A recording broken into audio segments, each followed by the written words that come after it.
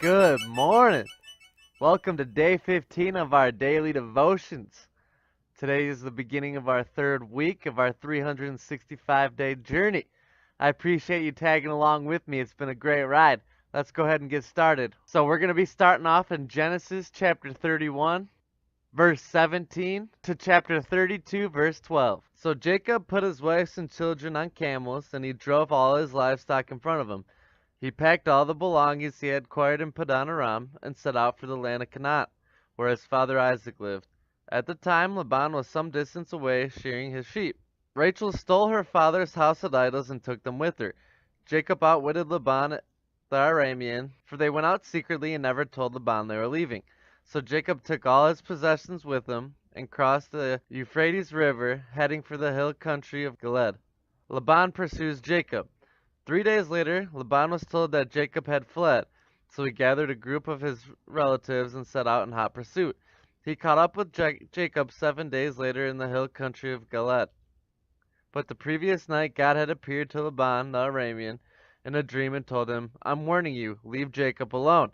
Laban caught up with Jacob, and he camped in the hill country of Gilead, and he set up camp not far from Jacob's. "What do you mean by deceiving me like this?" Laban demanded. "How dare you drag my daughters away like prisoners of war? Why do you slip away secretly? Why do you deceive me? Why didn't you say you wanted to leave? I would have given you a farewell feast with singing and music accompanied by tambourines and harps. Why didn't you let me kiss my daughters and grandchildren and tell them goodbye? You have acted very foolishly. I could destroy you, but the God of your father appeared to me last night and warned me, 'Leave Jacob alone.' I can understand your feeling that you must go, and your intense longing for your father's home. But why have you stolen my gods?" "I have rushed away because I was afraid," Jacob answered. "I thought you would take your daughters from me by force. But as for your gods, see if you can find them, and let the person who taken them die. And if you find anything else that belongs to you, identify it before all these relatives of ours, and I will give it back." But Jacob did not know that Rachel had stolen the household idols. Laban went first into Jacob's tent to search there, then into Leah's, and then to the tents of the two servants' wives, but found nothing.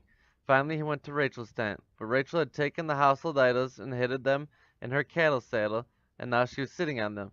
When Laban had thoroughly searched her tent without finding them, she said to her father, "Please, sir, forgive me if I do not get up for you. I'm having my monthly period." So Laban continued his search, but he could not find the household idols. Then Jacob became very angry, and he challenged Laban. "What's my crime?" he demanded. "What have I done wrong to make you chase after me as though I were a criminal? You have rummaged through everything I own. Now show me what you have found that belongs to you. Set it out here in front of us before our relatives for all to see. Let them judge between us. For 20 years I have been with you, caring for your flocks, and all that time your sheep and goats never miscarried. And all those years I never used a single ram of yours for food. If any were attacked and killed by wild animals, I never showed you the carcass and asked you to reduce the count of your flock. No, I took the loss myself. You made me pay for every stolen animal, whether it was taken in broad daylight or in dark of night. I worked for you through the scorching heat of the day, through the cold and sleepless nights. Yes, for 20 years I slaved in your house. I worked for 14 years, earning your 2 daughters, and then 6 more years for your flock. And then you changed my wage 10 times. In fact, if the gods my father have not been on my side, the God of Abraham and the fearsome God of Isaac, you would have been sent away empty-handed. But God has seen your abuse and my hard work. That is why he appeared to you last night and rebuked you." Jacob's treaty with Laban. Then Laban replied to Jacob, "These women are my daughters, these children are my grandchildren, and these flocks are my flocks. In fact, everything you see is mine. But what can I do now about my daughters and their children? So come, let's make a covenant, you and I, and it will be a witness to our commitment."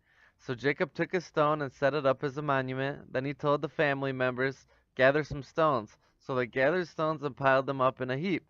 Then Jacob and Laban sat down beside the pile of stones to eat a covenant meal.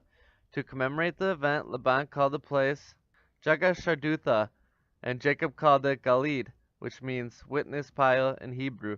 Then Laban declared, "This pile of stones will stand as a witness to remind us of the covenant we have made today." This explains why it is called Galid, witness pile, but it was also called Mizpah. For Laban said, "May the Lord keep watch between us to make sure that we keep this covenant. when we are out of each other's sight. If you mistreat my daughters or you marry other wives, God will see if no one else does. He is a witness to this covenant between us. See these pile of stones, Laban continued, and this monument I have set between us. They stand between us as witness of our vows. I will never pass this pile of stones to harm you, and you must never pass these stones or monument to harm me.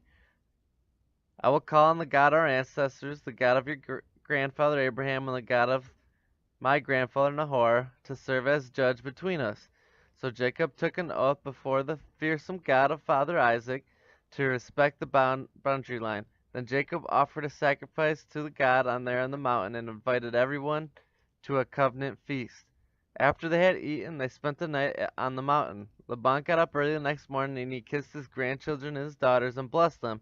Then he left and returned home. Chapter 32. As Jacob started on his way, angels of God came to meet him. When Jacob saw them, he exclaimed, "This is God's camp." So he named the place Mahanaim. Jacob sends a gift to Esau. Then Jacob sent messengers ahead to his brother Esau, who was living in the region of Seir in the land of Edom. He told them, "Give this message to my master Esau. Humble greetings from your servant Jacob. Until now I have been living with Uncle Laban, and now I have my own cattle, donkeys, flock of sheep, and goats, and many servants, both men and women. I have sent these messengers to inform my lord of my coming, hoping that you'll be friendly to me." After delivering the message, the messenger returned to Jacob and reported, "We met with your brother Esau, and he is already on his way to meet you, with an army of 400 men.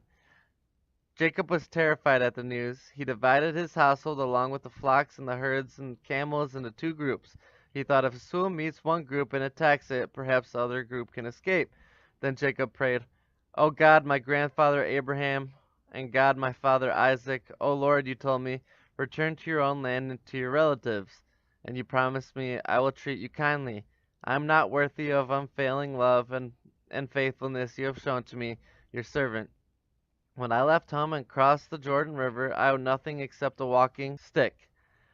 Now my household is filled with two large camps. O Lord, please rescue me from the hand of my brother Esau. I am afraid that he is coming to attack me along with my wives and children.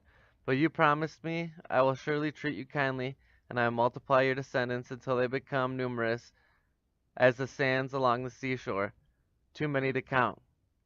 So we'll pick up with this tomorrow. Let's go ahead and move on to Matthew. So we're reading from Matthew chapter 10, verse 26 to chapter 11, verse 6. "But don't be afraid of those who threaten you, for the time is coming when everything is covered will be revealed, and all that is secret will be made known to all.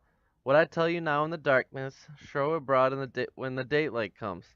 And I whisper in your ear, shout from the housetops for all to hear. Don't be afraid of those who want to kill your body. They cannot touch your soul. Fear only God, who can destroy both soul and body in hell. What is the price of 2 sparrows, 1 copper coin? But not a single sparrow can fall to the ground without your Father knowing it. And the very hairs on your head are all numbered. So don't be afraid. You are more valuable to God than a whole flock of sparrows. Everyone who acknowledges me publicly here on earth, I will also acknowledge before my Father in heaven. But everyone who denies me here on earth, I will also deny before my Father in heaven. Don't imagine that I came to bring peace to the earth. I came not to bring peace, but a sword. I have come to set a man against his father, a daughter against his mother, a daughter-in-law against her mother-in-law. Your enemies will be right in your own household.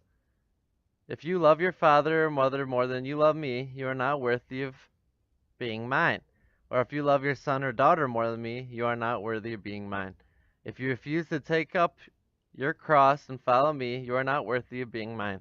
If you cling to your life, you will lose it. But if you give your life for me, you will find it. Anyone who receives you receives me, and anyone who receives me receives the Father who sent me.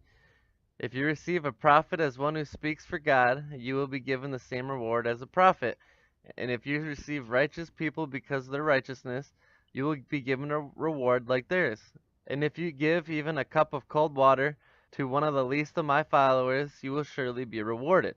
Chapter 11, Jesus and John the Baptist. When Jesus had finished giving instructions to his 12 disciples, he went out to teach and preach in towns throughout the region. John the Baptist, who was in prison, heard about all the things the Messiah was doing, so he sent his disciples to ask Jesus, Are you the Messiah we've been expecting, or should we keep looking for someone else?" Jesus told them, "Go back and tell John what you have heard and seen. The blind see, the lame walk, the lepers are cured, the deaf hear, the dead are raised to life, and the good news is being preached to the poor. And tell him, God blesses those who do not turn away because of me." So we'll pick this up tomorrow. Let's go ahead and read our psalm for the day. Today we are reading Psalm 13. O Lord, how long will you forgive me? Forever? How long will you look the other way? How long must I struggle with anguish in my soul, with sorrow in my heart every day? How long will my enemy have the upper hand? Turn and answer me, O Lord my God. Restore the sparkle to my eyes, or I will die. Don't let my enemies gloat, saying, "We have defeated him." Don't let them rejoice at my downfall.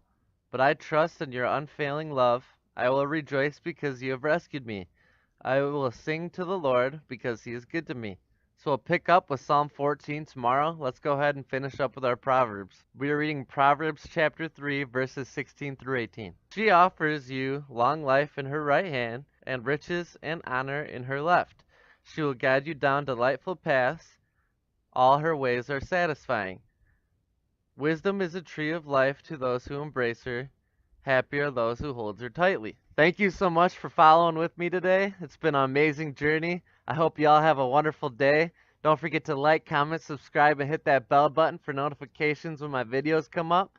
Check out my Patreon at www.patreon.com/YoungNemo. And have a blessed day, and I'll see you on the next episode.